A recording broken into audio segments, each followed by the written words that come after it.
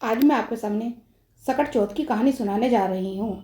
एक बुढ़िया थी, उसके एक ही बेटा था। बेटा कमा कर लाता, माँ खाना बनाती, दोनों खा लेते। एक दिन सकट चौथ का दिन था। माँ ने खूब पकवान बनाए, तिल तिलकुट, पूड़े, पूरी आदि। बेटा कमा कर आया तो उसे पड़ोसन ने सिखा दिया, तू तो कमाता है, तेरी माँ घर में पकवान बना बना कर खाती है। बेटा बोला, मेरी माँ तो मेरे बिना रोटी भी नहीं खाती, फिर मैं कैसे मान लूँ। पड़ोसन बोली, देख लोगे तो तब तो मान जाओगे। सकट चौथ के दिन पड़ोसन रोशनदान से झांक कर उसे दिखा दिया कि तेरी माँ रोज ऐसे ही खाना बनाकर खाती है। बेटा आया, माँ बोली, आ बेटा खाना खा ले। बेटा बोला, माँ मुझे खाना नहीं खाना, तू ही खा ले, मैं तो घर से जा रहा हूँ। माँ बोली, अगर तू जाना ही चाहता है तो आज सकट चौथ का दिन है, ये तिल और जौ हैं, जहाँ पर तेरे पर संकट पड़े वहाँ पर ये तिल डाल दियो, जो तुम्हारी सहायता करेंगे। बेटा तिल जौ लेकर चल दिया। रास्ते में नदी पड़ी। नदी पार करने का कोई रास्ता नहीं था। लड़के ने सोचा, अगर मेरी माँ ने सच्चे व्रत करे होंगे तो ये तिल जो मेरी सहायता करेंगे। उसने संकट देवता का नाम लेकर तिल नदी में डाल दिए। तिल जो डालते ही नदी में रास्ते बन गया। उसने नदी पार कर ली।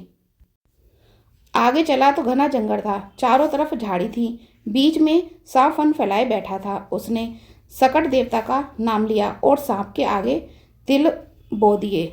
सांप तुरंत वहां से चला गया। चलते चलते एक शहर में पहुंचा। एक औरत लीप रही थी और रो रही थी। लड़का बोला, माँ जी, यह अपशगुन क्यों कर रही हो, तुम क्यों रो रही हो। बुढ़िया बोली, बेटा मैं बहुत दुखी हूँ। यहाँ राजा के छठे महीने में एक बार एक आदमी आता है और एक आदमी को भेंट के लिए ले जाता है अपने साथ।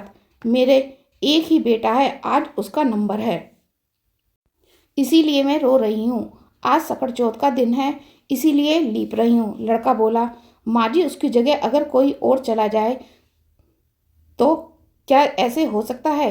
जो तू अपने बेटे को खिलाती है मुझे खिला देना, जो कपड़े वो पहने वो मुझे पहना देना, जहाँ वो सोए वहाँ पर मुझे सुला देना, मैं उसके बदले में जाऊँगा। बुढ़िया बोली, खाने पीने की कोई बात नहीं है, पर कौन किसकी आई में जाता है। लेकिन वह जाने को तैयार हो गया और वह सो गया।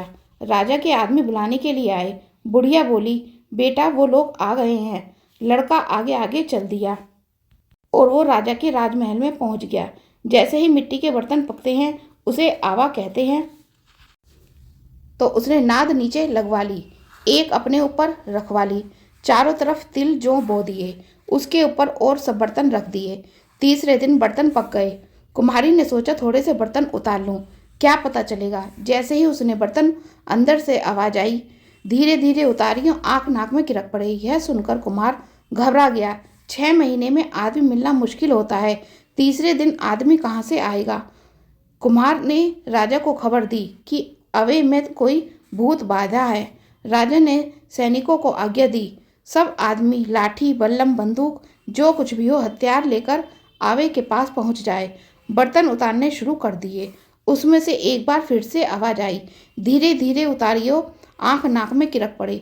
जब एक नाद रह गई तो राजा बोला, बता तू कौन है। लड़का बोला, मैं वही लड़का हूँ जिसने तुमने बैठाया था। नाद उतारी तो सब आश्चर्य में पड़ गए। चारों तरफ तिल जौ उग रहे हैं, बीच में ही लड़का बैठा है। राजा ने पूछा कि तुम इसे जलते आवे में कैसे बच गए। लड़के ने सारी कहानी सुना दी, किस तरह से उसकी माँ व्रत करती थी और पड़ोसन के सिखाने से वह घर से निकल गया था। राजा ने उसकी माँ का पता पूछा और बुढ़िया को लाने के लिए पालकी भेज दी। राजा के कर्मचारी उसके घर पहुंचे। बुढ़िया से बोले, माँ जी चलो, तुम्हें राजा ने बुलाया है। बुढ़िया डर गई, भैया मुझे नहीं पता मेरा बेटा क्या करता फिरता है। राजा के कर्मचारी बुढ़िया को ले गए। पालकी रुकी। राजा बुढ़िया के पैरों में गिर पड़ा और बोला, माँ जी, तुम ऐसे कौन से व्रत करती हो जो तुम्हारा बेटा इतने भारी आवे में भी बच गया। बुढ़िया ने जवाब दिया, अत सकट देवता की पूरी कहानी सुना दी। राजा ने ढिंडोरा पिटवा दिया। सकट चौथ के दिन सब व्रत करें, सवा छटाक, सवा पाव, सवा शेर, सवा मन, जितना भी बन सके तिलकुट बनाएं। ऐसा करने से संकट देवता खुश होकर सब संकट दूर करेंगे। हे सकट चौथ मैया, जैसे उस लड़के के संकट दूर किए ऐसे सबके करना। जय हो सकट देवता महाराज की जय।